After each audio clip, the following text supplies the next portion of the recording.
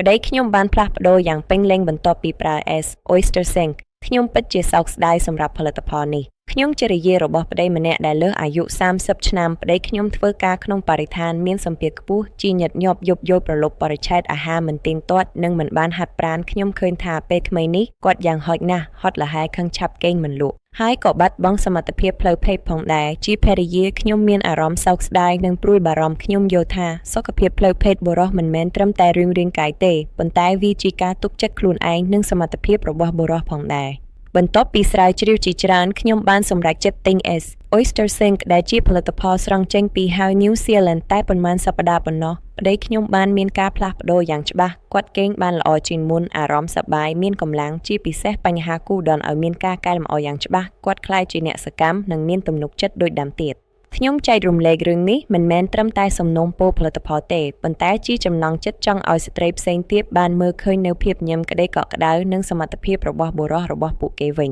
បុរសទាំងអស់សូមគម្រោងចាំឲ្យរាងកាយស្រកទៅនឹកឃើញការព្យាបាលសូមចាប់ផ្ដើមថែរក្សាសុខភាពផ្លូវភេទរបស់អ្នកដោយខ្លួនឯងសាកល្បង S Oyster Sync អំណោយពីសមុទ្របង្កើតពី ហាហ្វធម្មជាតិនៅ New Zealand ដែលត្រូវបានរចនាឡើងសម្រាប់សមត្ថភាពបុរសជាខ្ញុំអ្នកនិងភរិយារបស់អ្នកនឹងអរគុណចំពោះការសម្រេចចិត្តនេះ